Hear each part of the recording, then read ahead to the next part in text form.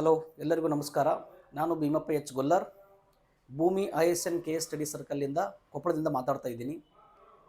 ಇವತ್ತು 75ನೇ ಗಣರಾಜ್ಯೋತ್ಸವದ ಅಡ್ವಾನ್ಸ್ ಆಗಿ ಎಲ್ಲರಿಗೂ ಶುಭಾಶಯಗಳನ್ನು ತಿಳಿಸ್ತಾ, ಗಣರಾಜ್ಯೋತ್ಸವದ ಕುರಿತು ಅಂದರೆ ರಿಪಬ್ಲಿಕ್ ಡೇ ಕುರಿತು ಒಂದು ಸಂಪೂರ್ಣ ಮಾಹಿತಿಯನ್ನು ಕೊಡ್ತಾ ಬರ್ತಿದ್ದೀನಿ. What is the exact republic day, ಅದರ ಇಂಪಾರ್ಟೆನ್ಸ್ ಏನು, ಅದನ್ನು ಯಾಕೆ ನಾವು ಪ್ರತಿ ವರ್ಷ ಜನವರಿ 26ನೇ ತಾರೀಕಿಗೆ ಆಚರಣೆ ಮಾಡ್ತಾ ಬರ್ತಾ ಇದ್ದೀವಿ ಅಂತಕ್ಕಂಥದ್ದು. ಸೊ ಹಾಗಾಗಿ ಇಲ್ಲಿ 3 ದಿನಗಳು ಅಂದರೆ ಜನವರಿ 24, ಜನವರಿ 25, ಜನವರಿ 26 CET ಪಾಯಿಂಟ್ ಆಫ್ ವ್ಯೂ ಪ್ರತಿಯೊಬ್ಬ ವಿದ್ಯಾರ್ಥಿಗೂ ಕೂಡ ಈ ತರಗತಿ ಹೆಲ್ಪ್ ಆಗಬೇಕು. ಆನ್ಲೈನಲ್ಲಿ ಭಾಳಷ್ಟು ವಿದ್ಯಾರ್ಥಿಗಳು ಈ ರಿಪಬ್ಲಿಕ್ ಡೇ ಕುರಿತು, ಇಂಡಿಪೆಂಡೆನ್ಸ್ ಡೇ ಕುರಿತು ಸರ್ಚ್ ಮಾಡ್ತಿರ್ತಾರೆ, ಅದರ ಭಾಷಣ ಕುರಿತು. ಹಾಗಾದರೆ ಅದರ ರಿಗಾರ್ಡಿಂಗ್ ಒಂದು ಸ್ವಲ್ಪ ಮಾಹಿತಿಯನ್ನು ನಾನು ಹಂಚ್ಕೊಳ್ತಾ ಬರ್ತೀನಿ. ಹಾಗಾದರೆ ನಿನ್ನೆಯ ದಿವಸ ಜನವರಿ 24ನೇ ತಾರೀಕು ರಾಷ್ಟ್ರೀಯ ಮಹಿಳಾ ದಿನ ಅಂತೇಳಿ, ರಾಷ್ಟ್ರೀಯ ಹೆಣ್ಣು ಮಗುವಿನ ದಿನ ಅಂತೇಳಿ ಆಚರಣೆ ಮಾಡ್ತಾ ಇದ್ದೀವಿ. ರಾಷ್ಟ್ರೀಯ ಹೆಣ್ಣು ಮಗುವಿನ ದಿನ ಯಾಕೆ ಆ ದಿನವನ್ನು ಆಚರಣೆ ಮಾಡ್ತಾ ಇದ್ದೀವಿ ಅಂತಂತಂದರೆ, ಜನವರಿ 24ನೇ ತಾರೀಕು 1966ರಲ್ಲಿ ಲಾಲ್ ಬಹದ್ದೂರ್ ಶಾಸ್ತ್ರಿ ಅವರು ಮರಣ ಹೊಂದಿದ ನಂತರ ಈ ದೇಶದಲ್ಲಿ ಒಬ್ಬ ಮಹಿಳೆ ಇಂದಿರಾ ಗಾಂಧಿ ಅವರು ಪ್ರಧಾನಮಂತ್ರಿಯಾಗಿ ಪ್ರಮಾಣ ವಚನ ಸ್ವೀಕರಿಸಿದ ನೆನಪಿಗಾಗಿ, ಅಂದರೆ ಅವರು ಜನವರಿ 24ನೇ ತಾರೀಕಿಗೆ 1966ರಲ್ಲಿ ಪ್ರಧಾನಮಂತ್ರಿಯಾಗಿ, ದೇಶದ ಮೊದಲ ಮಹಿಳಾ ಪ್ರಧಾನಮಂತ್ರಿಯಾಗಿ ಪ್ರಮಾಣ ವಚನ ಸ್ವೀಕರಿಸಿದ ಸಭೆ ನೆನಪಿಗಾಗಿ ಪ್ರತಿ ವರ್ಷ ಜನವರಿ 24ನ್ನು ರಾಷ್ಟ್ರೀಯ ಹೆಣ್ಣು ಮಗುವಿನ ದಿನ ಅಂತೇಳಿ ಆಚರಣೆ ಮಾಡ್ತಾ ಇದ್ದೀವಿ. CET ಭಾಳ ಸಲ ಕೇಳ್ತಿದ್ದಾರೆ. ಹಾಗಾದರೆ ನಾನು ಜನವರಿ 25ನೇ ತಾರೀಕಿಗೆ ವಿಡಿಯೋ ಮಾಡ್ತಾ ಇದ್ದೀನಿ. ನೈಟು ಜನವರಿ 25ನೇ ತಾರೀಕಿಗೆ ವಿಡಿಯೋ ಮಾಡ್ತಾ ಇದ್ದೀನಿ. ಹಾಗಾದರೆ ಇವತ್ತು ಜನವರಿ 25 ರಾಷ್ಟ್ರೀಯ ಮತದಾರರ ದಿನ ಅಂತ ಆಚರಣೆ ಮಾಡ್ತಾ ಇದ್ದಾರೆ. ರಾಷ್ಟ್ರೀಯ ಮತದಾರರ ದಿನಾಚರಣೆ ಯಾಕೆ ಅಂತಂದರೆ, ಜನವರಿ 25 1950 ನಮ್ಮ ದೇಶದಲ್ಲಿ ಎಲೆಕ್ಷನ್ ಕಮಿಷನ್ ಆಫ್ ಇಂಡಿಯಾ, ಭಾರತದ ಚುನಾವಣಾ ಆಯೋಗ ಸ್ಥಾಪನೆ ಆಯಿತು. ಅದರ ಸವಿ ನೆನಪಿಗಾಗಿ ಪ್ರತಿ ವರ್ಷ ಇದು 11ನೇದು, ಐ ಥಿಂಕ್ 11ನೇದ್ದು ನಾವು ರಾಷ್ಟ್ರೀಯ ಮತದಾರರ ದಿನ ಅಂತ ಆಚರಣೆ ಮಾಡ್ತಿದ್ವಿ. ಯಾಕಂದ್ರೆ ಪ್ರಜಾಪ್ರಭುತ್ವ ಸಬಲಿ ಆಗಬೇಕು ಅಂದರೆ, ಪ್ರಜಾಪ್ರಭುತ್ವ ಬೆಳಿಬೇಕಂದ್ರೆ ಪ್ರತಿಯೊಬ್ಬ ಮತದಾರ ಒಂದು ಎಲೆಕ್ಟ್ರೋಲ್ ಇದ್ರೊಳಗೆ ಪಾರ್ಟಿಸಿಪೇಷನ್ ಆಗಬೇಕು. ಪ್ರಜಾಪ್ರಭುತ್ವ ಬಲಗೊಳ್ಳಬೇಕಂದ್ರೆ ಮತದಾರ ಬಲಗೊಳ್ಳಬೇಕು. ಪ್ರಜಾಪ್ರಭುತ್ವ ವ್ಯವಸ್ಥೆ ಅದು ದೊಡ್ಡ ಮಟ್ಟದಲ್ಲಿ ಬೆಳಿಬೇಕು ಅಂತಂದರೆ ಪ್ರತಿಯೊಬ್ಬ ಮತದಾರನಿಗೂ ಪೊಲಿಟಿಕಲ್ ಪಾರ್ಟಿ ಬಗ್ಗೆ, ಪೊಲಿಟಿಕಲ್ ವ್ಯವಸ್ಥೆ, ಪೊಲಿಟಿಕಲ್ ಸಿಸ್ಟಮ್ ಬಗ್ಗೆ ಜಾಗೃತಿ ಇರಬೇಕು. ಇವತ್ತು more than 90% of the people ಏನು ವೋಟರ್ಸ್ ಅದರ ಅವರು ಮತದಾನ ಪ್ರಕ್ರಿಯೆಯಲ್ಲಿ ಭಾಗವಹಿಸಬೇಕು ಅನ್ನೋ ಕಾರಣಕ್ಕೋಸ್ಕರ ಪ್ರತಿ ವರ್ಷ ಎಲೆಕ್ಷನ್ ಕಮಿಷನ್ ಆಫ್ ಇಂಡಿಯಾ ಜನವರಿ 25ನ್ನು ರಾಷ್ಟ್ರೀಯ ಮತದಾರರ ದಿನ ಅಂತ ಆಚರಣೆ ಮಾಡ್ತಾ ಇದೆ. ನೆಕ್ಸ್ಟ್ ಡೇ ಅಂದರೆ ನಾಳೆಯ ದಿವಸ ನಾವು ಜನವರಿ 26ನೇ ತಾರೀಕನ್ನು ಪ್ರತಿ ವರ್ಷ ಗಣರಾಜ್ಯ ದಿನಾಚರಣೆ ಅಥವಾ ಗಣರಾಜ್ಯೋತ್ಸವ ಅಂತ ನಾವು ಕರಿತೀವಿ. ಹಾಗಾದರೆ ಇದು 75ನೇಯ ಗಣರಾಜ್ಯೋತ್ಸವ, ರಿಪಬ್ಲಿಕ್ ಡೇ, 75ನೇಯ ಗಣರಾಜ್ಯೋತ್ಸವ, ರಿಪಬ್ಲಿಕ್ ಡೇ ಅಂತ ನಾವು ಆಚರಣೆ ಮಾಡ್ತಾ ಇದ್ದೀವಿ. ಹಾಗಾದ್ರೆ ಏನಿದೆ ಇಂಪಾರ್ಟೆನ್ಸು, ರಿಪಬ್ಲಿಕ್ ಡೇನ ನಾವು ಯಾಕೆ ಆಚರಣೆ ಮಾಡ್ತಾ ಇದ್ವಿ, ಪ್ರತಿ ವರ್ಷ ಆಚರಣೆ ಮಾಡ್ಬೇಕಾದ್ರೆ ಇಲ್ಲಿ ಒಂದು ಇಂಪಾರ್ಟೆಂಟ್ ಮಾಹಿತಿಯನ್ನು ಹೇಳ್ತಾ ಹೋಗ್ತೀನಿ. ನಮ್ಮ ದೇಶದಲ್ಲಿ ಒಂದು ಸ್ವಾತಂತ್ರ್ಯಕ್ಕಾಗಿ ಹೋರಾಟ ನಡೀತು. ಇನ್ನೊಂದು ನಮ್ಮ ದೇಶದಲ್ಲಿ ಸಂವಿಧಾನಕ್ಕಾಗಿ ಹೋರಾಟ ನಡೀತು. ಒಂದು ಇಂಡಿಪೆಂಡೆನ್ಸ್ ಆಫ್ ದಿ ಕಂಟ್ರಿ, ಇನ್ನೊಂದು constitution of the country. Independence of the country and constitution of the country. ನಮ್ಮಲ್ಲಿ ರೂಲ್ ಮಾಡ್ತಾ ಇರೋದು ಬ್ರಿಟಿಷ್ ಎಂಪರ್ ನಮ್ಮನ್ನು ಆಳ್ತಾ ಇದ್ರು. ಆ ಕಾಲಘಟ್ಟದಲ್ಲಿ ನಮಗೆ ಸ್ವತಂತ್ರ ಬೇಕು ಅಂತ ಒಂದು ವರ್ಗ ಸಂವಿಧಾನ ರಚನೆ ಮಾಡ್ಕೊಳ್ತೀವಿ ಅಂತ ಇನ್ನೊಂದು ವರ್ಗ ಪ್ರಾರಂಭ ಮಾಡಿತು. ಹಾಗಾದರೆ ಇಲ್ಲಿ ಇನ್ ಬಿಟ್ವೀನ್ ನಾನು ಹೇಳ್ತಾ ಬಂದೆ ಲಾಸ್ಟ್ ಕ್ಲಾಸಲ್ಲಿ 1945ರಲ್ಲಿ ಬ್ರಿಟನ್ನಿನಲ್ಲಿ ಸರ್ಕಾರದ ಬದಲಾವಣೆ ಆಯಿತು. 1945 ಬ್ರಿಟನ್ನಿನ ಸರ್ಕಾರದ ಬದಲಾವಣೆ ಆಯಿತು. ಅಲ್ಲಿ ಬ್ರಿಟನ್ನಿನ ಪ್ರಧಾನಮಂತ್ರಿ ಯಾರು, ಕ್ಲೆಮೆಂಟ್ ಆಟ್ಲಿ ಅನ್ನೋರು ಪ್ರಧಾನಮಂತ್ರಿಯಾಗಿ ಪ್ರಮಾಣ ವಚನ ಸ್ವೀಕಾರ ಮಾಡಿದ ನಂತರ ಅವ್ರು ಹೇಳ್ತಾರೆ ಜೂನ್ 30, 1948 ಒಳಗೆ ಭಾರತಕ್ಕೆ ಸ್ವಾತಂತ್ರ್ಯವನ್ನು ಕೊಡುತ್ತೇವೆ ಅಂತಕ್ಕಂಥದ್ದನ್ನು. ಇದು ಘೋಷಣೆ ಆದ ನಂತರ ನಿಮಗೆ ಗೊತ್ತಿದೆ 1946ರಲ್ಲಿ ಒಂದು ಕ್ಯಾಬಿನೆಟ್ ಆಯೋಗ ಭಾರತಕ್ಕೆ ಬರುತ್ತೆ. 1946ರಲ್ಲಿ ಒಂದು ಕ್ಯಾಬಿನೆಟ್ ಆಯೋಗ ಭಾರತಕ್ಕೆ ಬರುತ್ತೆ. ಆ ಕ್ಯಾಬಿನೆಟ್ ಆಯೋಗ ಭಾರತಕ್ಕೆ ಬಂದ ಮೇಲೆ 389 ಸದಸ್ಯರ ನೇತೃತ್ವದಲ್ಲಿ ಒಂದು ಸಂವಿಧಾನದ ರಚನಾ ಸಭೆಯನ್ನು ಮಾಡ್ಕೊಳ್ಳೋಕೆ ಅನುಮತಿ ಕೊಡ್ತಾರೆ. ಸಂವಿಧಾನದ ರಚನಾ ಸಭೆಯನ್ನು ಮಾಡ್ಕೊಳ್ಳೋಕೆ ಅನುಮತಿ ಕೊಡ್ತಾರೆ. ಸಂವಿಧಾನದ ರಚನಾ ಸಭೆ ಮಾಡ್ಕೊಳ್ಳೋಕೆ ಅನುಮತಿ ಕೊಟ್ಟಾಗ ನಾವು ಜೂನ್ ಜುಲೈ ತಿಂಗಳ 1946 ಜೂನ್ ಜುಲೈ ತಿಂಗಳ 1946 ಸಂವಿಧಾನದ ರಚನಾ ಸಭೆಯನ್ನು ರಚನೆ ಮಾಡಿಕೊಂಡು ಅದ್ರ ಜೊತೆಗೆ ಒಂದು ಇಂಟಿರಿಮ್ ಗೌರ್ಮೆಂಟ್ ರಚನೆ ಆಗುತ್ತೆ. ನೆನಪಿರಬೇಕು, ಇಂಟಿರಿಮ್ ಗೌರ್ಮೆಂಟ್, ಮಧ್ಯಂತರ ಸರ್ಕಾರ, ಮಧ್ಯಂತರ ಸರ್ಕಾರ, ಮಧ್ಯಂತರ ಸರ್ಕಾರ ನಮ್ಮ ದೇಶದಲ್ಲಿ ರಚನೆ ಆಗುತ್ತೆ. ಮಧ್ಯಂತರ ಸರ್ಕಾರ ಯಾವಾಗ? ಸೆಪ್ಟೆಂಬರ್ 2 1946ರಲ್ಲಿ ಮಧ್ಯಂತರ ಸರ್ಕಾರ ರಚನೆ ಆಗುತ್ತೆ. ಆ ಮಧ್ಯಂತರ ಸರ್ಕಾರದ ಉಪಾಧ್ಯಕ್ಷರಾಗಿ ಪಂಡಿತ್ ಜವಾಹರ್ಲಾಲ್ ನೆಹರು ಇರ್ತಾರೆ. 1946 ಸೆಪ್ಟೆಂಬರ್ 2ರಿಂದ ಸರ್ಕಾರ ರಚನೆಯಾಗಿ 1946 ಸೆಪ್ಟೆಂಬರ್ 2ರಂದು ಸರ್ಕಾರ ರಚನೆಯಾಗಿ ಇದು ಆಗಸ್ಟ್ 15 1947ವರೆಗೂ ಈ ಸರ್ಕಾರ ಮಧ್ಯಂತರ ಸರ್ಕಾರ ಜಾರಿಯಲ್ಲಿ ಇರ್ತದ. ಹಾಗಾದ್ರೆ ಇನ್ ಬಿಟ್ವೀನ್ ಅಂದ್ರೆ ಮಧ್ಯಂತರ ಸರ್ಕಾರ ರಚನೆಯಾಗಿ ಮಧ್ಯಂತರ ಸರ್ಕಾರ ಕೊನೆಗೊಳ್ಳುವುದು ನಮ್ಗೆ 1945 ಆಗಸ್ಟ್ 15 ಮಧ್ಯಂತರ ಸರ್ಕಾರ ಕೊನೆಗೊಳ್ಳುತ್ತೆ. ಹಾಗಾದ್ರೆ ಇಲ್ಲಿ ಸೆಪ್ಟೆಂಬರ್ 2 1946 ಮಧ್ಯಂತರ ಸರ್ಕಾರ ರಚನೆ ಆದಂಥ ಸಂದರ್ಭದಲ್ಲೇನೆ ನಮಗೆ ಸಂವಿಧಾನ ರಚನೆ ಮಾಡಿಕೊಂಡು ರಚನೆ ಆಗಿರ್ತದ. ಮುಂದೆ ಸಂವಿಧಾನ ಬರಲಿಕ್ಕೆ ಪ್ರಾರಂಭ ಮಾಡ್ತೀವಿ. ಅದರ ನೇತೃತ್ವವನ್ನು, ಕಂಪ್ಲೀಟ್ ನೇತೃತ್ವವನ್ನು ನಾವು ಯಾವುದು ಒಂದು ಕರಡು ಸಮಿತಿ ಅಂತಕ್ಕಂಥದ್ದು, ಸಂವಿಧಾನವನ್ನು ತಯಾರು ಮಾಡ್ತಕ್ಕಂಥ, ಸಂವಿಧಾನವನ್ನು ರಚನೆ ಮಾಡ್ತಕ್ಕಂಥ ಒಂದು ಕರಡು ಸಮಿತಿಯನ್ನು ರಚನೆ ಮಾಡ್ತೀವಿ. ಆ ಕರಡು ಸಮಿತಿ ರಚನೆ ಮಾಡ್ತಕ್ಕಂಥ ಡೇಟ್ ಯಾವಾಗ ಅಂತಂದರೆ ಆಗಸ್ಟ್ 29 1947ರಲ್ಲಿ ನಮಗೆ ಸ್ವತಂತ್ರ ಸಿಕ್ಕ 14 ದಿನ, ಸ್ವತಂತ್ರ ಸಿಕ್ಕ 14 ದಿನ ಆಗಿರುತ್ತೆ. ಕರಡು ಸಮಿತಿ ರಚನೆ ಆಗುತ್ತೆ. ಕರಡು ಸಮಿತಿ ಈ ಸಂಪೂರ್ಣ ಸಂವಿಧಾನದ ಡ್ರಾಫ್ಟನ್ನು ರೆಡಿ ಮಾಡಿ, ನವೆಂಬರ್ 4 1949ರಂದು ಸಂವಿಧಾನ ರಚನಾ ಸಭೆಗೆ ಸಂವಿಧಾನದ ಒಂದು ಪುಸ್ತಕದ ಪ್ರತಿಯನ್ನು ಕೊಡುತ್ತೆ. ಸಂವಿಧಾನದ ಪುಸ್ತಕದ ಪ್ರತಿಯನ್ನು ಕೊಟ್ಟಾಗ ಆ ಸಂವಿಧಾನದ ಪುಸ್ತಕ ಪ್ರತಿಯನ್ನು ಸಂವಿಧಾನ ರಚನಾ ಸಭೆಯಲ್ಲಿ ಕಂಪ್ಲೀಟ್ ಆಗಿ ಚರ್ಚೆ ಮಾಡಿ ನಾವು ಸಂವಿಧಾನವನ್ನು ಅಡಾಪ್ಟೇಷನ್ ಮಾಡ್ಕೊಂತೀವಿ. ಅಂದರೆ ನವೆಂಬರ್ 26 1949ರಂದು ಸಂವಿಧಾನವನ್ನು ಅಂಗೀಕಾರ ಮಾಡ್ಕೊಂಡ್ವಿ. ಅಂಗೀಕಾರ ಅಡಾಪ್ಟೇಷನ್ ಮಾಡ್ಕೊಂಡ್ವಿ. ಅವತ್ತು 284 ಜನ ಸಂವಿಧಾನ ರಚನಾ ಸಭೆ ಸದಸ್ಯರು ಸಹಿ ಮಾಡಿ ಸಂವಿಧಾನವನ್ನು ನಾವು ಅಡಾಪ್ಟೇಷನ್ ಮಾಡ್ಕೊಂಡ್ವಿ, ನಾಟ್ ಇಂಪ್ಲಿಮೆಂಟೇಷನ್. ಫುಲ್ಲಿ ಅವತ್ತಿ ಸ್ವಲ್ಪ ಇಂಪ್ಲಿಮೆಂಟೇಷನ್ ಆಯಿತು, ಒಂದು 5% ಸಂವಿಧಾನ ಇಂಪ್ಲಿಮೆಂಟೇಷನ್ ಆಯಿತು. ರಿಮೈನಿಂಗ್ 95% ಆಫ್ ದಿ ಕಾನ್ಸ್ಟಿಟ್ಯೂಷನ್ ಅದು ಇಂಪ್ಲಿಮೆಂಟೇಷನ್ ಆಗಿದ್ದು ಜಾರಿಗೆ ಬಂದಿದ್ದು ಯಾವಾಗ ಅಂತಂದರೆ ಜನವರಿ 26 1950. ಜನವರಿ 26 1950 ಕಂಪ್ಲೀಟ್ ಸಂವಿಧಾನ ನಮ್ಮ ದೇಶದಲ್ಲಿ ಜಾರಿಗೆ ಬಂತು. ಹಾಗಾದರೆ ಒಂದು ನೆನಪಿಟ್ಕೋಬೇಕಿಲ್ಲಿ, ಆಗಸ್ಟ್ 15 1947ಕ್ಕೆ ಬ್ರಿಟಿಷ್ ರಾಜ್ಯದಿಂದ, ಅಂದರೆ ಬ್ರಿಟಿಷ್ ಎಂಪರರಿಂದ 2 ರಾಷ್ಟ್ರಗಳು ಇಂಡಿಪೆಂಡೆನ್ಸ್ ಅನ್ನು ಪಡ್ಕೊಂಡು ಇಂಡಿಪೆಂಡೆಂಟ್ ಕಂಟ್ರಿಗಳದು. ಒಂದು ಪಾಕಿಸ್ತಾನ, ಇನ್ನೊಂದು ಇಂಡಿಯಾ. ಪಾಕಿಸ್ತಾನ ಮತ್ತು India 2 dominion countries under the British emperor. ಅಂದರೆ ಡೊಮಿನಿಯನ್ ಕಂಟ್ರೀಸ್ ಅದು, ನಾಟ್ ಫುಲ್ಲಿ ಇಂಡಿಪೆಂಡೆಂಟ್ ಅಲ್ಲ. 1947 ಆಗಸ್ಟ್ 15 2 ಇಂಡಿಪೆಂಡೆಂಟ್ ಡೊಮಿನಿಯನ್ ಕಂಟ್ರೀಸ್ ಹೊರಹೊಮ್ಮಿದ್ದು ಭಾರತ ಮತ್ತು Pakistan, not fully independent country. ಯಾಕೆ ಅಂತಂತಂದ್ರೆ 1947ರಲ್ಲಿ ನಮಗೆ ಬ್ರಿಟಿಷರು ಸ್ವತಂತ್ರ ಕೊಟ್ಟಾಗ, ಆಗಸ್ಟ್ 15 ಸ್ವತಂತ್ರ ಕೊಟ್ಟಾಗ, ಅಂದರೆ 1950 ಜನವರಿ 26ನೇ ತಾರೀಕಿನ ತನಕ ಕೂಡ ಬ್ರಿಟಿಷ್ ಸರ್ಕಾರದ ಒಂದು ಕಾಯ್ದೆ 1935 ಭಾರತೀಯ ಸರ್ಕಾರ ಕಾಯ್ದೆನ ನಮ್ಮನ್ನು ಆಳ್ಕೆ ಮಾಡ್ತಾ ಇತ್ತು. ಹಾಗಾಗಿ ಫುಲ್ಲಿ ಇಂಡಿಪೆಂಡೆಂಟ್ ಅಂತ, ಪೂರ್ಣ ಸ್ವರಾಜ್ಯ ಅಂತಕ್ಕಂಥದನ್ನು ನಾವು 1950 ಜನವರಿ 20 ತನಕ ಜನವರಿ 26 ತನಕ ಹೇಳೋದಿಲ್ಲ ನಾವು.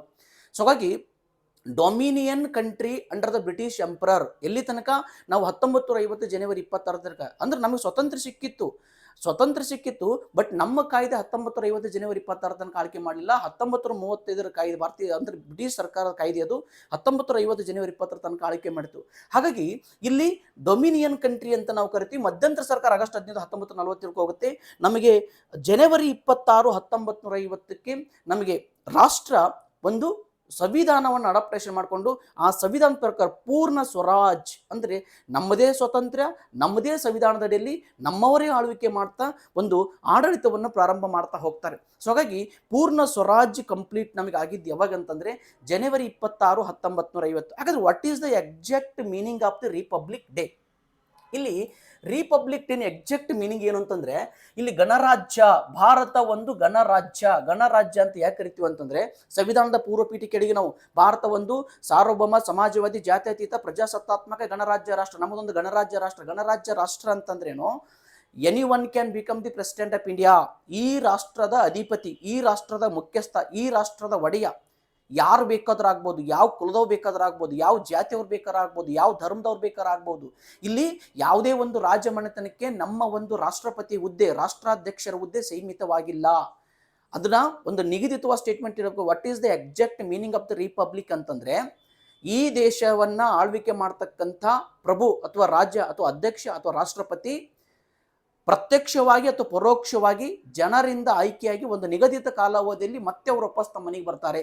ಅದನ್ನು ನಾವು ರಿಪಬ್ಲಿಕ್ ಕಂಟ್ರಿ ಅಂತ ಕರಿತೀವಿ.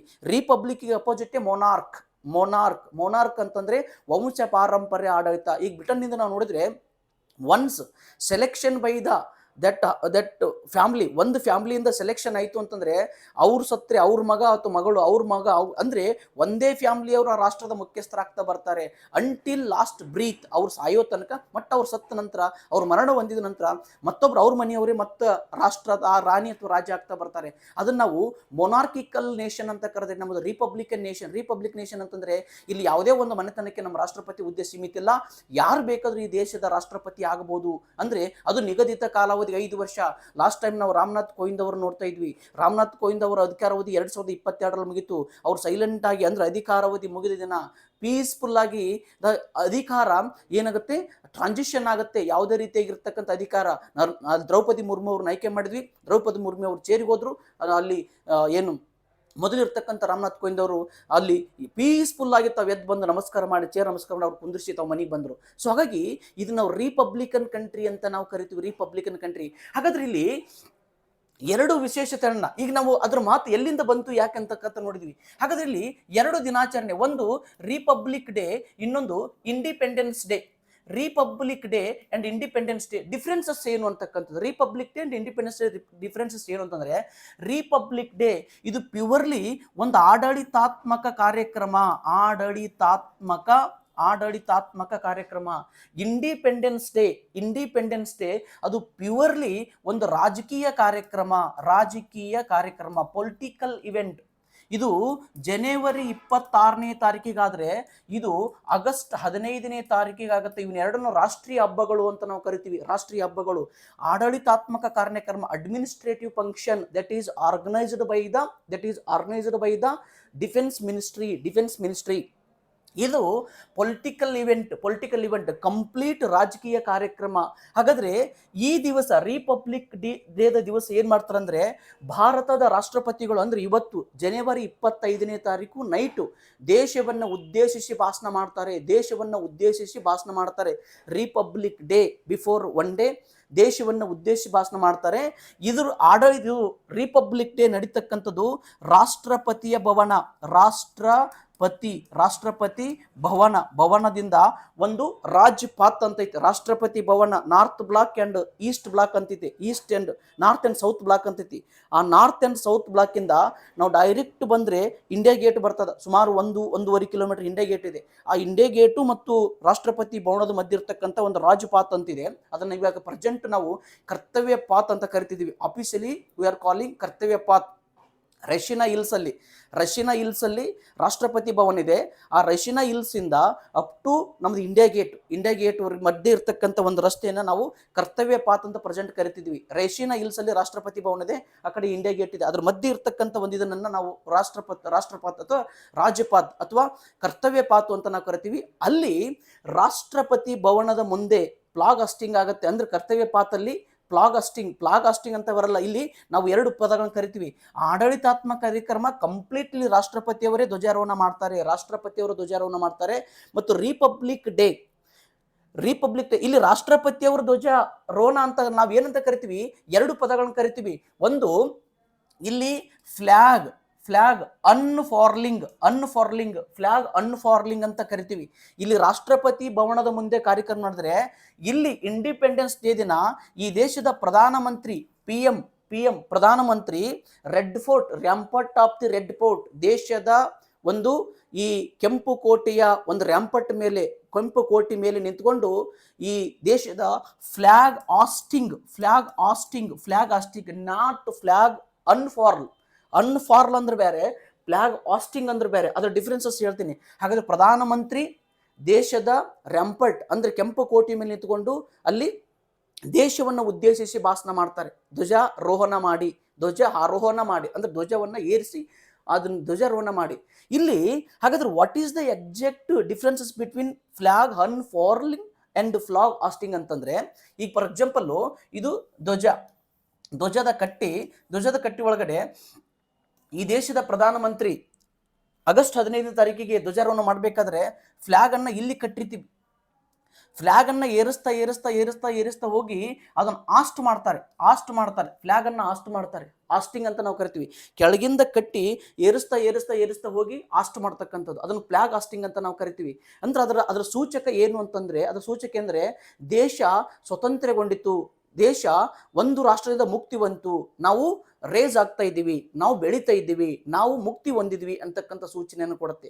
ಹಾಗಾದ್ರೆ ಫ್ಲಾಗ್ ಅನ್ಫಾರ್ಲ್ ಅಂತಂತಂದ್ರೆ ಇಲ್ಲಿ ಧ್ವಜ ಕಟ್ಟಿ ಇರ್ತದ, ಈ ಧ್ವಜ ಕಟ್ಟಿಯ ಮೇಲೆ ಫ್ಲಾಗ್ ಆಲ್ರೆಡಿ ಏರಿಸಿಬಿಟ್ಟಿರ್ತಾರೆ, ಕಟ್ಟಿಬಿಟ್ಟಿರ್ತಾರೆ ಮೇಲ್ಗಡೆ. ಇಲ್ಲದ ಏರ್ಸಲ್ಲ, ಅದನ್ನ ಕಟ್ಟಿ. ಯಾಕಂದ್ರೆ ನಮ್ದು already independent country, free nation, ಬ್ರಿಟಿಷರಿಂದ free nation, we have adopted the constitution, complete ಪೂರ್ಣ ಸ್ವರಾಜ್ಯ ಆಗಿದೆ. ಸೊ ಹಾಗಾಗಿ ಇಲ್ಲಿ ರಾಷ್ಟ್ರಪತಿಯವರು ಆಲ್ರೆಡಿ ಕಟ್ಟಿರ್ತಾರೆ, ಹೂಗಳನ್ನು ಹಾಕಿ ಫ್ಲಾಗ್ಗಳನ್ನ ನೀಟಾಗಿ ಮೇಲ್ ಕಟ್ಟಿರ್ತಾರೆ. ಅದನ್ನ ರಾಷ್ಟ್ರಪತಿ ಅನ್ಫಾರ್ಲ್ ಅಂತಂದ್ರೆ ಫ್ಲಾಗ್ ತನ್ನಿಂದ ತಾನೇ ಬಿಚ್ಕೊಂಡ್ಬಿಡ್ತದೆ, ಅಂದ್ರೆ ಫ್ಲಾಗ್ ಬಿಚ್ಚಿ ಬಿಡ್ತದೆ. ಅದನ್ನ ನಾವು ಅನ್ಫಾರ್ಲ್ ಅಂತ ಕರಿತೀವಿ. ಅಂದ್ರೆ ಕೆಳಗಿಂದ ಏರಿಸಿ ನಾವು ಫ್ಲಾಗ್ ಅನ್ನ ಆಸ್ಟ್ ಮಾಡೋದಿಲ್ಲ, ಅದನ್ನ ಅನ್ಫಾರ್ಲ್ ಮಾಡ್ತೀವಿ. ಅಂದ್ರೆ ಅನ್ಫಾರ್ಲ್ ಅಂದ್ರೆ ರೋಲಿಂಗ್ ಆಗ್ತಾ ಹೋಗುತ್ತೆ, ಅಂದ್ರೆ ಫ್ಲಾಗ್ ತನ್ನಿಂದ ತಾನು ಬಿಚ್ಚುದು ಅಂತಕ್ಕಂಥದ್ದು. ಅಂದ್ರೆ ಜನವರಿ 26 ದೇಶದ ರಾಷ್ಟ್ರಪತಿಯವರು ಫ್ಲಾಗ್ ಅನ್ನ ಅನ್ಫಾರ್ಲಿಂಗ್ ಮಾಡಿದ್ರೆ, ಅದು ರಾಷ್ಟ್ರಪತಿ ಭವನದ ಕರ್ತವ್ಯ ಪಾತ್ರದಲ್ಲಿ ಮಾಡಿದ್ರೆ, ಇಂಡಿಪೆಂಡೆನ್ಸ್ ಡೇ ದಿನ ಈ ದೇಶದ ಪ್ರಧಾನಮಂತ್ರಿ ಕೆಂಪು ಕೋಟೆ ಮೇಲೆ ನಿಂತುಕೊಂಡು ಧ್ವಜಾರೋಹಣವನ್ನ ಮಾಡ್ತಾರೆ. ಅಷ್ಟೇ ಅಲ್ಲ, ಈ ದೇಶವನ್ನ ಉದ್ದೇಶಿಸಿ ರಾಷ್ಟ್ರಪತಿಯವರು ಇಲ್ಲಿ ಮಾತಾಡಿದ್ರೆ ಈ ದೇಶವನ್ನ ಉದ್ದೇಶಿಸಿ ಪ್ರಧಾನಮಂತ್ರಿ ಇಲ್ಲಿ ಮಾತಾಡ್ತಾರೆ. ಹಾಗಾದ್ರೆ ಇನ್ನೂ ಡಿಫ್ರೆನ್ಸಸ್ ಏನು ಅಂತಂತಂದ್ರೆ, ಗಣರಾಜ್ಯದ ದಿನ ಒಬ್ಬ ಇನ್ನೊಂದು ರಾಷ್ಟ್ರದ ಮುಖ್ಯ ಅತಿಥಿಯನ್ನ ಕರೆಸಿಬಿಟ್ಟು ನಾವು ಭಾಷಣ ಮಾಡ್ತೀವಿ, ಇನ್ನೊಬ್ಬ ಅತಿಥಿಯನ್ನ ಕರೆಸಿಬಿಟ್ಟು ಭಾಷಣ ಮಾಡಿಸ್ತೀವಿ. ಅಂದ್ರೆ ಭಾಷಣ ಮಾಡಿಸೋದಿಲ್ಲ, ಇನ್ನೊಬ್ಬ ಮುಖ್ಯ ಅತಿಥಿಯನ್ನ, ಬೇರೆ ರಾಷ್ಟ್ರದ ಒಬ್ಬ ಅತಿಥಿಯನ್ನ ನಾವು ಕರೆಸ್ತೀವಿ, ಪ್ರತಿ ವರ್ಷ ಕರೆಸ್ತೀವಿ. ಹಾಗಾದ್ರೆ ಫಸ್ಟು 1950ರಲ್ಲಿ ನಮಗೆ ಗಣರಾಜ್ಯೋತ್ಸವದ ದಿನ ಅಂದ್ರೆ 1950, 51, 52, 53, 54ರಲ್ಲಿ ಒಂದು 4 ಗಣರಾಜ್ಯೋತ್ಸವದ ದಿನಾಚರಣೆ 51ರಿಂದ ಪ್ರಾರಂಭ ಆಯಿತು. 4 ಗಣರಾಜ್ಯೋತ್ಸವಗಳನ್ನ ಕರ್ತವ್ಯ ಪಾತ್ರದಲ್ಲಿ ಮಾಡಲಿಲ್ಲ, ಬೇರೆ ಬೇರೆ ಪ್ಲೇಸ್ಗಳಲ್ಲಿ ಮಾಡಿದ್ವಿ. ನೆಕ್ಸ್ಟ್ 1955ರಿಂದ ನಾವು ಕರ್ತವ್ಯ ಪಾತ್ರದಲ್ಲಿ ಪ್ರಾರಂಭ ಮಾಡಿ ಇಲ್ಲಿವರೆಗೂ ಕೂಡ ನಾವು ಕರ್ತವ್ಯ ಪಾತ್ರದಲ್ಲಿ ರಾಷ್ಟ್ರಪತಿ ಭವನ ಮತ್ತು ಇಂಡಿಯಾ ಗೇಟ್ ಮಧ್ಯೆ ಇರ್ತಕ್ಕಂಥ ರಸ್ತೆಯಲ್ಲಿ ಕೂಡ ನಾವು ಪ್ರತಿ ವರ್ಷ ಮಾಡ್ತಾ ಬರ್ತಾ ಇದ್ದೀವಿ. ಹಾಗಾಗಿ ಪ್ರತಿ ವರ್ಷ ಗಣರಾಜ್ಯೋತ್ಸವದ ದಿನದಂದು ವಿದೇಶದ ಒಬ್ಬ ರಾಷ್ಟ್ರದ ಮುಖ್ಯಸ್ಥನನ್ನ ನಾವು ಅತಿಥಿಯಾಗಿ ಆಹ್ವಾನ ಮಾಡ್ತಿದ್ವಿ. ಫಸ್ಟ್ ಈ ರಾಷ್ಟ್ರದಲ್ಲಿ ಅತಿಥಿಯಾಗಿ ಆಹ್ವಾನ ಮಾಡಿದ್ದು ಇಂಡೋನೇಷ್ಯಾದ ಅಧ್ಯಕ್ಷ ಆಗಿರ್ತಕ್ಕಂಥ ಸುಕಾರ್ನೋ ಅಂತ ಇರ್ತಾರೆ, ಅವ್ರನ್ನ ನೆಕ್ಸ್ಟ್ ನೇಪಾಳದವ್ರನ್ನ, ನೆಕ್ಸ್ಟ್ ಭೂತಾನ್ದವ್ರನ್ನ, ಇದೇ ರೀತಿ ಕರಿತಾ 2015ರಲ್ಲಿ ಅಮೆರಿಕದ ಅಧ್ಯಕ್ಷ ಬರಾಕ್ ಒಬಾಮಾ ಅವರು ಬಂದಿದ್ರು. ಬಟ್ ಈ ವರ್ಷ ಪ್ರೆಸೆಂಟು 2024 ಇಮ್ಯಾನ್ಯುಯಲ್ ಮ್ಯಾಕ್ರನ್ ಅಂತಕ್ಕಂಥವ್ರು, ಮ್ಯಾಕ್ರನ್ ಫ್ರೆಂಚ್ ದೇಶದ ಅಧ್ಯಕ್ಷರು, ವೆರಿ ಫ್ರೆಂಡ್ಲಿ ಕಂಟ್ರಿ. ಫ್ರೆಂಚ್ ದೇಶ ಅಂತಂದ್ರೆ ನಮ್ಗೆ ವೆರಿ ಫ್ರೆಂಡ್ ಕಂಟ್ರಿ ಅದು. ಆ ದೇಶದ ಒಬ್ಬರು ಅಧ್ಯಕ್ಷರು ಇಮ್ಯಾನ್ಯುಯಲ್ ಮ್ಯಾಕ್ರನ್ ಅಂತಕ್ಕಂಥವ್ರು ಈ ಗಣರಾಜ್ಯೋತ್ಸವದ ಮುಖ್ಯ ಅತಿಥಿಯಾಗಿ ಆಗಮಿಸ್ತಾ ಇದ್ದಾರೆ. ಅವ್ರು ನಾಳೆ ಗಣರಾಜ್ಯೋತ್ಸವ ಕಾರ್ಯಕ್ರಮದಲ್ಲಿ ಅತಿಥಿಯಾಗಿ ಭಾಗವಹಿಸ್ತಾರೆ. ಪ್ರತಿ ವರ್ಷ ಕರೆಸ್ತಕ್ಕಂಥ ಒಂದು ಸಂಪ್ರದಾಯ. ಕರೆಸಿಬಿಟ್ಟು ಗಣರಾಜ್ಯೋತ್ಸವದಲ್ಲಿ ಕರ್ತವ್ಯ ಪಾತ್ರದಲ್ಲಿ ಒಂದು ನಮ್ಮದು ಮಿಲಿಟರಿ ಕೆಪಾಬಿಲಿಟಿ ಎಷ್ಟಿದೆ, ನಮ್ಮ ರಾಷ್ಟ್ರ ಮಿಲಿಟರಿಯಿಂದ ಎಷ್ಟು ಸಶಕ್ತವಾಗಿದೆ. ರೀಸೆಂಟ್ಲಿ ಒಂದು 5 to 6 days ಬ್ಯಾಕು ಯಾವುದೇ ಒಂದು ಸಂಸ್ಥೆ ಜಗತ್ತಿನೊಳಗೆ 146-145 ಕಂಟ್ರಿಗಳದ್ದು ಮಿಲಿಟರಿ ಕೆಪಾಬಿಲಿಟಿ ಬಗ್ಗೆ ಅನೌನ್ಸ್ಮೆಂಟ್ ಮಾಡಿದಾಗ ಜಗತ್ತಿನಲ್ಲಿ ಮಿಲಿಟರಿ ಶಕ್ತಿ ಒಳಗಡೆ ನಮ್ಮದು ಏರ್ ಫೋರ್ಸ್ ಇರ್ಬೋದು, ನೇವಿ ಇರ್ಬೋದು, ಆರ್ಮಿ ಇರ್ಬೋದು, ಇನ್ನು ಅದರ್ಸ್ ಪೊಲೀಸ್ ಫೋರ್ಸಸ್ ಇರ್ಬೋದು, ಮತ್ತು ನಮ್ಮಲ್ಲಿ ಇರ್ತಕ್ಕಂಥ ವೆಪನ್ಸ್ ಅನ್ನು ನಾವೆಲ್ಲ ಕನ್ಸಿಡರ್ ತೆಗೆದುಕೊಂಡಾಗ ಜಗತ್ತಿನಲ್ಲಿ ಭಾರತ 4ನೇ ಸ್ಥಾನದಲ್ಲಿದೆ. ಮಿಲಿಟರಿ ಕೆಪಾಬಿಲಿಟಿ ಒಳಗೆ 4ನೇ ಸ್ಥಾನದಲ್ಲಿದೆ.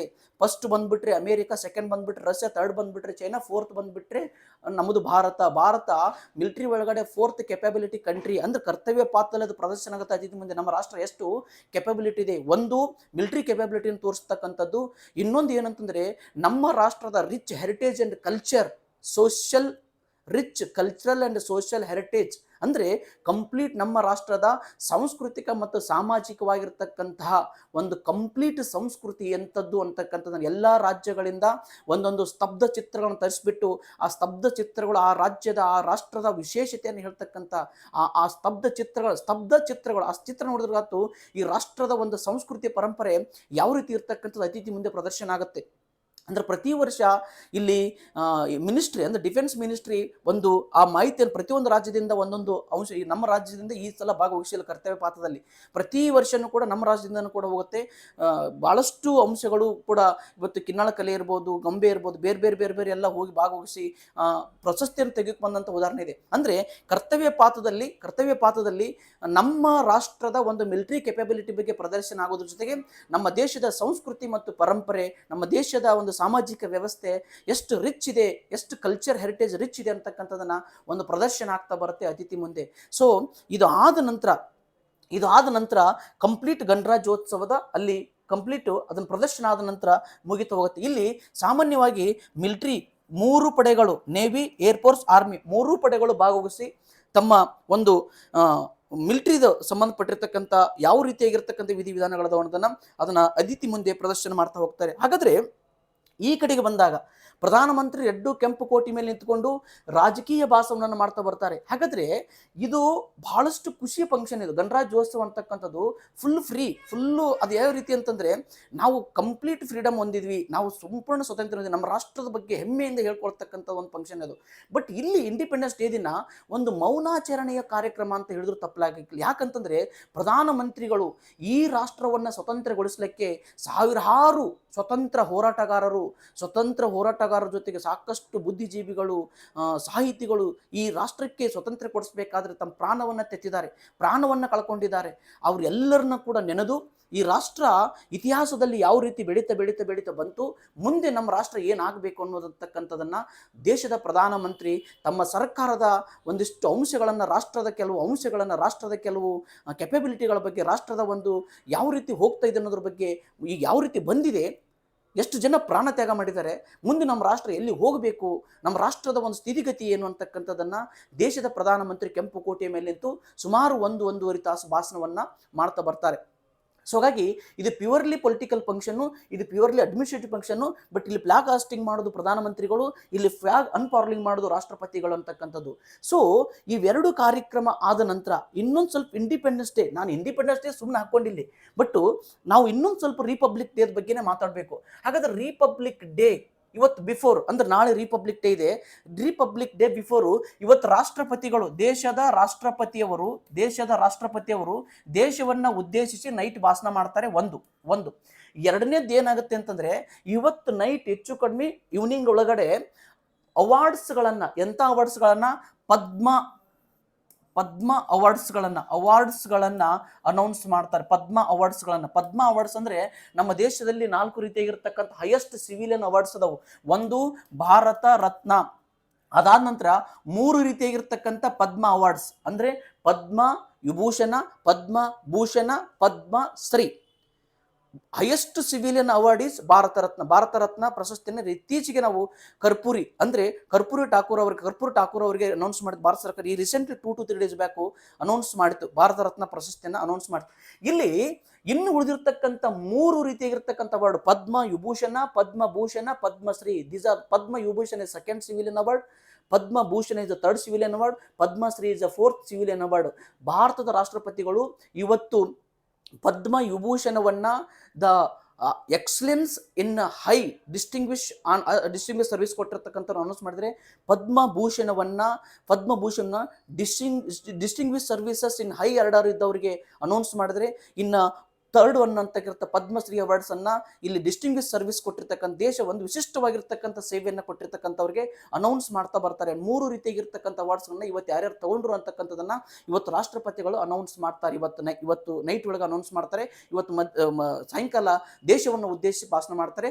ನಾಳೆ ದಿನ ಗಣರಾಜ್ಯೋತ್ಸವ ದಿನ ಇವತ್ತು ಅತಿಥಿಗಳು ಬರ್ತಾರೆ. ಇವತ್ತೇ ನೈಟು ಅತಿಥಿಗಳು ಬಂದು ಅವ್ರು ರಾಜಸ್ಥಾನ ಎಲ್ಲೇ ಹೋಗ್ತಾರೆ, ಜೈಪುರ್ ಎಲ್ಲ ನೋಡಿಕೊಂಡು ಅಲ್ಲಿ ಒಂದು 6 ತಾಸುಗಳ ಕಾಲಿದ್ದು ಇವತ್ತು ಡೆಲ್ಲಿಗೆ ಬಂದ್ಬಿಟ್ಟು ಡೆಲ್ಲಿ ಒಳಗಡೆ ವಾಸ್ತವ ಮಾಡಿಕೊಂಡು ನಾಳೆ ಒಂದು ಗಣರಾಜ್ಯೋತ್ಸವ ದಿನಾಚರಣೆ ಕುರಿತು ಅವರು ಕಂಪ್ಲೀಟ್ ನಮ್ಮ ದೇಶದ ಒಂದು ಸಂಸ್ಕೃತಿ, ಪರಂಪರೆ, ಮಿಲಿಟರಿ ಕೆಪಾಬಿಲಿಟಿ ನೋಡಿ ರಾಷ್ಟ್ರಪತಿ ಅಂದರೆ ಇಲ್ಲಿ ಧ್ವಜಾರೋಹಣ ಅಂದರೆ ಧ್ವಜ ಅನ್ಫಾರ್ಲಿಂಗ್ ಆಗಬೇಕಾದ್ರೆ ಇಲ್ಲಿ ರಾಷ್ಟ್ರಪತಿ ಭವನದಿಂದ ಪ್ರಾರಂಭ ಆಗುತ್ತೆ. ರಾಷ್ಟ್ರಪತಿ ಭವನದಿಂದ ಪ್ರಾರಂಭ ಆಗಿ ಬಹಳಷ್ಟು ಮಿಲಿಟರಿ ಅವರು ಅಂದ್ರೆ ರಾಷ್ಟ್ರಪತಿಗೆ ಸಂಬಂಧ ಸ್ಪೆಷಲ್ ಗಾರ್ಡ್ ಇದೆ. ಅದಕ್ಕೊಂದು ಒಂಥರ ಸಂಸ್ಕೃತಿ ಭಾಳ ಚೆನ್ನಾಗಿದೆ. ಬಾಂಡ್ ಬೆಜ್ಜಿ ಬಡಿಯೋದು, ನೀಟಾಗಿ ಕುದುರೆಗಳನ್ನ, ಹೈಯೆಸ್ಟ್ ಕುದುರೆ, ದೊಡ್ಡ ದೊಡ್ಡ ಕುದುರೆಗಳು. ರಾಷ್ಟ್ರಪತಿ ಅವ್ರಿಗೆ ಸುತ್ತಲಿರ್ತಕ್ಕಂಥ ಮಿಲಿಟರಿ ಪಡೆ ಹೇಗಿರುತ್ತಂತಂದರೆ ಎಸ್ ಪಿ ಜಿ ಒ ಕಮಾಂಡ್ಗಳು ಅಂದರೆ ಫುಲ್ ಹೈಟ್ ಇರ್ತಾರೆ ಅವರು. ಅವರು ಅವ್ರು ನೋಡಿಬಿಟ್ರೇ ಒಂಥರ ನಮಗೆ ಶಾಕ್ ಆಗಬೇಕು, ಅಷ್ಟೊಂದು ಹೈಟು ಆ್ಯಂಡ್ ಕೆಪಬಿಲಿಟಿ ಪರ್ಸನಾಲಿಟಿ ಇರ್ತದೆ. ನೀಟಾಗಿ ಬೆಂಡಬಾಜಿಗಳು ತಗೊಂಡು ಕುದುರೆ ಮೇಲೆ ಒಂಥರ ಹಿಂದೆ ರಾಜ ಮಹಾರಾಜರಾಗಿದ್ದು, ಇದು ಒಂಥರ ಈ ಥರ ಬೇರೆ, ಈ ಥರ ಒಂದು ಕಾನ್ಸ್ಟಿಟ್ಯೂಷನಲ್ ಇದು ಒಂಥರ ಬೇರೆ, ಆ ಹಿಂದಿರ್ತಕ್ಕಂಥ ರಾಜ ಮಹಾರಾಜರದ ಒಂದು ಆಡಳಿತ ಬೇರೆ. ಸೊ ಇಲ್ಲಿ ರಾಷ್ಟ್ರಪತಿಗಳಿಂದ ಕರ್ಕೊಂಡ್ಬಂದು ಮಧ್ಯದಲ್ಲಿ ಕುಂದಿಸ್ತಾರೆ. ಇದು ಆದ ನಂತರ ಕಂಪ್ಲೀಟ್ ಇದು ಆದ ನಂತರ 3ನೇ ದಿನಕ್ಕೆ ಅಂದರೆ ಜನವರಿ 29ನೇ ತಾರೀಕಿಗೆ ಈ ರಿಪಬ್ಲಿಕ್ ಡೇ ಒಂದು ನಾವು ಕನ್ಕ್ಲೂಡ್ ಮಾಡಬೇಕು. ಕನ್ಕ್ಲೂಡ್ ಮಾಡಬೇಕಾದ್ರೆ ಆ ದಿನವನ್ನು ಬೀಟಿಂಗ್ ಟ್ರೀಟ್ ಅಂತ ನಾವು ಕರಿತೀವಿ. ಬೀಟಿಂಗ್ ರಿಟ್ರೀಟ್ ಅಂತ ಕರಿತೀವಿ. ಅಂದರೆ ಇಲ್ಲಿಂದ ಒಳ್ಳಿ ಗಾರ್ಡ್ಗಳು ಬಂದ್ಬಿಟ್ಟು ರಾಷ್ಟ್ರಪತಿ ಭವನದ ಮುಂದೆ ಕಂಪ್ಲೀಟ್ ಅವತ್ತು ನ್ಯಾಷನಲ್ ಆ್ಯಂಥೆಮನ್ನು, ಜನಗಣಮನವನ್ನು ಮತ್ತು ಸಾರೆ ಜಹಾಸ ಹಚ್ಚವನ್ನು ಆಡ್ಬಿಟ್ಟು ಕಂಪ್ಲೀಟ್ ಬೆಂಡ್ಬಾಜಿನ ಹೊಡೆದು ಅಲ್ಲಿ ಏನು ರಾಷ್ಟ್ರಪತಿಗೆ ಒಂದು ಹಾನರನ್ನು ಕೊಟ್ಟು ಅದನ್ನು 29ನೇ ತಾರೀಕು ಬೀಟಿಂಗ್ ರಿಟ್ರೀಟ್ ಅಂತಕ್ಕಂಥ ಸೆರೆಮನಿ ಒಳಗಡ ಇದು ರಿಪಬ್ಲಿಕ್ ಸೆರೆಮನಿ, ಇದು ಅತಿಥಿ ಕರೆಸ್ತೀವಿ. ಅವತ್ತು ಬೇರೆ ದೇಶದವ್ರು ಚೀಫ್ ಗೆಸ್ಟ್ ಆದರೆ ಬೀಟಿಂಗ್ ರಿಟ್ರೀಟಲ್ಲಿ ರಾಷ್ಟ್ರಪತಿಯವ್ರು ಚೀಫ್ ಗೆಸ್ಟ್ ಆಗಿರ್ತಾರೆ. ಅವತ್ತು ಅವ್ರಿಗೆ ನ್ಯಾಷನಲ್ ಹಾನರನ್ನು ಕೊಟ್ಟು ಸಾರೆ ಜಹಾಸಚ್ಚೆ ಮತ್ತು ಜನಗಣಮನವನ್ನು ಆಡಿ ಅವತ್ತು ಕಂಪ್ಲೀಟ್ ಸೆರೆಮನಿಯನ್ನು ಎಂಡ್ ಮಾಡ್ತಾರೆ ಜನವರಿ 29ನೇ ತಾರೀಕು. ಹಾಗಾಗಿ ಇಲ್ಲಿ ಗಣರಾಜ್ಯೋತ್ಸವ ಮತ್ತು ಸ್ವತಂತ್ರ ದಿನಾಚರಣೆ ಎರಡೂ ಬೇರೆ ಬೇರೆ ಅಂತಕ್ಕಂಥದ್ದು. ಸೊ ನಮ್ಮ ದೇಶದ ಒಂದು ರಿಪಬ್ಲಿಕ್ ಅಂದರೆ ಜನವರಿ 26, 1990ಕ್ಕೆ ಸಂವಿಧಾನ ಕಂಪ್ಲೀಟ್ ಜಾರಿಗೆ ಬಂದ ದಿನದ ನೆನಪಿಗಾಗಿ ಪ್ರತಿ ವರ್ಷ ನಾವು ಗಣರಾಜ್ಯೋತ್ಸವ ಅಂತ ಆಚರಣೆ ಮಾಡ್ತಾ ಬರ್ತಾ ಇದ್ದೀವಿ. ಹಾಗಾದರೆ ಇಲ್ಲಿ ಜನವರಿ 26ನೇ ನಾವು ಯಾಕೆ ತೆಗೆದುಕೊಂಡ್ವಿ ಅನ್ನೋದನ್ನು ಕೂಡ ನಾನು ಕಳೆದ ಕ್ಲಾಸಲ್ಲಿ ಹೇಳ್ತಾ ಇದ್ದೆ. ಇಲ್ಲಿ 1929 ಇಲ್ಲಿ ಲಾಹೋರ್ ಕಾಂಗ್ರೆಸ್ ಅಧಿವೇಶನದಲ್ಲಿ ಪಂಡಿತ್ ಜವಾಹರ್ಲಾಲ್ ನೆಹರು ಅವರು ನಿಂತು ಮಾತನಾಡುವಾಗ, ಲಾಹೋರ್ ಕಾಂಗ್ರೆಸ್ ಅಧಿವೇಶನ ನಡೀತು ಲಾಹೋರದಲ್ಲಿ 1929. ಪಂಡಿತ್ ಜವಾಹರ್ಲಾಲ್ ನೆಹರು ಅವರು ಮಾತಾಡುವಾಗ ಅವ್ರು ಹೇಳ್ತಾರೆ ಜನವರಿ 1930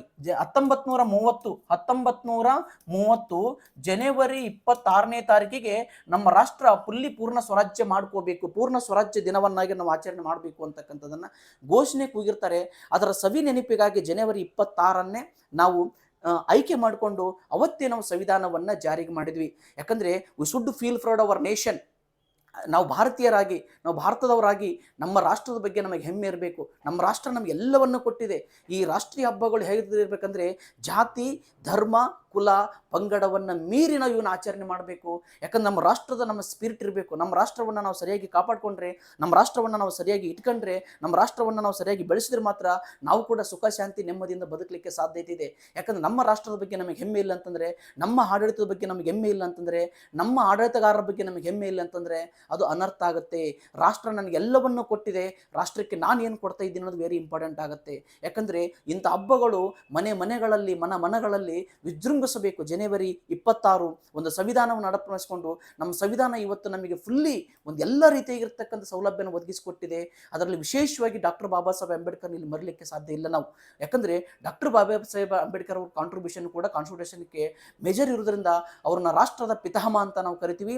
ಈ ದೇಶದ ಸ್ವತಂತ್ರಕ್ಕೆ ಮೇಜರ್ ಕಾಂಟ್ರಿಬ್ಯೂಷನ್ ಕೊಟ್ಟಿರ್ತಕ್ಕಂಥ ಗಾಂಧೀಜಿಯವ್ರನ್ನ ಈ ದೇಶದ ಫಾದರ್ ಅಥವಾ ರಾಷ್ಟ್ರದ ಪಿತಾಮಹ ಅಂತ ನಾವು ಕರಿತೀವಿ. ಯಾಕಂದ್ರೆ ನಮ್ಮ ರಾಷ್ಟ್ರದ ಎರಡು ಐಕಾನ್ಗಳು, ಒಂದು ಇಂಡಿಪೆಂಡೆನ್ಸ್ ಡೇ, ಇನ್ನೊಂದು ರಿಪಬ್ಲಿಕ್ ಡೇ. ಅವತ್ತು ಗಾಂಧೀಜಿ ಮತ್ತು ಅಂಬೇಡ್ಕರ್ ಫೋಟೋನ, ಈ ದಿನನೂ ಗಾಂಧೀಜಿ ಅಂಬೇಡ್ಕರ್ ಫೋಟೋ ಇಡ್ತೀವಿ, ಈ ದಿನನೂ ಕೂಡ ಗಾಂಧೀಜಿ ಅಂಬೇಡ್ಕರ್ ಫೋಟೋ ಇಟ್ಟು ನಾವೆರಡು ರಾಷ್ಟ್ರೀಯ ಹಬ್ಬಗಳನ್ನು, ಒಂದು ನ್ಯಾಷನಲ್ ಫೆಸ್ಟಿವಲ್ಸ್ಗಳನ್ನು ಸೆಲೆಬ್ರೇಷನ್ ಮಾಡ್ತೀವಿ. ಇದು ಜಾತಿ, ಕುಲ, ಪಂಗಡವನ್ನು ಮೀರಿ ನಡೀತಕ್ಕಂಥ ಹಬ್ಬಗಳು ಇವಾಗಿವೆ. ನಮ್ಮ ರಾಷ್ಟ್ರದ ಒಂದು ಭಾವೈಕ್ಯತೆ, ನಮ್ಮ ರಾಷ್ಟ್ರದ ಒಂದು ಸಂವಿಧಾನ, ನಮ್ಮ ರಾಷ್ಟ್ರದ ಒಂದು ಪರಂಪರೆ, ನಮ್ಮ ರಾಷ್ಟ್ರದ ಒಂದು ಸಂಸ್ಕೃತಿಯ ಪ್ರದರ್ಶನ ಇಲ್ಲಿ ಆಗ್ತಾ ಬರುತ್ತೆ. ನಿಜವಾಗಲೂ ಸಂವಿಧಾನ ಜಾರಿಗೆ ಬಂದು 75 ವರ್ಷ, ಸ್ವತಂತ್ರ ಬಂದು 77 ವರ್ಷಗಳು ಕಳಿತ ಬಂದು ನಿಜವಾಗ್ಲೂ ಫೀಲ್ ಪ್ರೌಡ್. ಯಾಕಂದರೆ ಜಗತ್ತಿನ ಬೇರೆ ಬೇರೆ ರಾಷ್ಟ್ರಗಳನ್ನು ನಾವು ನೋಡಿದಾಗ 1215ರಲ್ಲಿ ಮ್ಯಾಗ್ನಾ ಕಾರ್ಟ ಹೊರಡಿಸ್ತಕ್ಕಂಥ ಬ್ರಿಟನ್, ಅವತ್ತು ಬಸವಣ್ಣವ್ರ ಕಾಲ ಬದುಕಿದ್ದಂತಲ್ಲಿ ಅವತ್ತು ಆಲ್ರೆಡಿ ಅವ್ರ ದೇಶದಲ್ಲಿ ಸಂವಿಧಾನದ ಪರಂಪರೆ ಉಟ್ಕೊಂಡಿತ್ತು. ಇವಾಗಲೂ ಸುಮಾರು 800 ವರ್ಷಗಳು ಇವತ್ತು ಬ್ರಿಟನ್ನ ಹಿಂದಕ್ಕೆ ನಾವು ಬಂದಿದ್ದೀವಿ. ಅಷ್ಟೇ ಅಲ್ಲ, ಅಮೇರಿಕ 1776ರಲ್ಲಿ ಸ್ವತಂತ್ರ ಪಡ್ಕೊಂಡಿತ್ತು, 1789ರಲ್ಲಿ ಸಂವಿಧಾನ ಬರ್ಕೊಂಡಂಥ ಮೊದಲ ರಾಷ್ಟ್ರ ಅಮೇರಿಕವನ್ನು ಮೀರಿ ಇವತ್ತು ನಾವು ನಡೀತಿದ್ದೀವಿ. ಜಗತ್ತಿನ ಎಲ್ಲ ರಾಷ್ಟ್ರಗಳನ್ನು ನಾವು ತೆಗೆದುಕೊಂಡಾಗ ನಮ್ಗಿಂತ ಪೂರ್ವದಲ್ಲಿ 200, 300, 50 ವರ್ಷ, 70, 80 ವರ್ಷ ಸ್ವತಂತ್ರ ತೆಗೆದುಕೊಂಡ್ರು ಕೂಡ ಇವತ್ತು ನಾವು ಜಸ್ಟ್ ಅಂಬಿಗಲ್ ಸಣ್ಣ ಮಗು ಸ್ವತಂತ್ರ ತೆಗೆದುಕೊಂಡಿದ್ದು ಸಂವಿಧಾನ ಅಡಾಪ್ಟೇಷನ್ ಮಾಡ್ಕೊಂಡಿದ್ರೆ ಜಸ್ಟ್ 75 ಇಯರ್ಸ್ ಸಂವಿಧಾನ ಅಡಾಪ್ಟೇಷನ್ ಮಾಡ್ಕೊಂಡಾಗಿದೆ.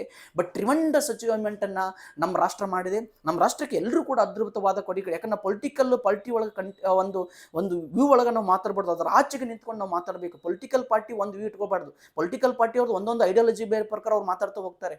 ಬಟ್ ನಾವು ಒಬ್ಬ ಈ ದೇಶದ ನಾಗರಿಕನ ಮಾತಾಡಬೇಕಾದ್ರೆ ಸಿನ್ಸ್ ಪಂಡಿತ್ ಜವಾಹರ್ಲಾಲ್ ನೆಹರು ಟಿಲ್ ನರೇಂದ್ರ ಮೋದಿವರೆಗೂ ಕೂಡ ದ ಟ್ರಿಮೆಂಡಸ್ ಕಾಂಟ್ರಿಬ್ಯೂಷನನ್ನು ಅವರವರ ಒಂದು ಪರಿಸ್ಥಿತಿಗೆ ಅನುಗುಣವಾಗಿ ಕಾಂಟ್ರಿಬ್ಯೂಷನ್ನ ಪ್ರತಿಯೊಬ್ಬ ಪ್ರಧಾನಿ ತಮ್ಮ ಜ್ಞಾನಕ್ಕೆ ಅನುಗುಣವಾಗಿ ಕೊಡ್ತಾ ಹೋಗಿದ್ದಾರೆ. ಇವತ್ತು ರಾಷ್ಟ್ರ ಎಷ್ಟು ಅದ್ಭುತವಾಗಿ ಬೆಳೆದಿದೆ ಅಂತಂದರೆ ಎಕಾನಮಿ ಒಳಗಡೆ, ಇವತ್ತು ಕಲ್ಚರ್ ಒಳಗಡೆ, ಇವತ್ತು ಬೇರೆ ಬೇರೆ ಜಿಯೋಗ್ರಫಿಕಲ್ ಕಂಡೀಷನ್ ಒಳಗಡೆ, ಇವತ್ತು ಜಗತ್ತಿನ ಮಿಲಿಟರಿ ಕೆಪಾಬಿಲಿಟಿ ಒಳಗಡೆ, ಇವತ್ತೊಂದು ಸೈನ್ಸ್ ಆ್ಯಂಡ್ ಟೆಕ್ನಾಲಜಿ ಒಳಗಡೆ, ಇವತ್ತು ಚಂದ್ರಯಾನ ಇರ್ಬೋದು, ಮಂಗಳಯಾನ ಇರ್ಬೋದು, ಇಂಥಲ್ಲೆಲ್ಲ ಒಂದು ಟ್ರಿಮೆಂಡಸ್ ಅಚೀವ್ಮೆಂಟನ್ನು ಮಾಡಿದೆ ಅಂತಂದರೆ because of the independence we got in 1947.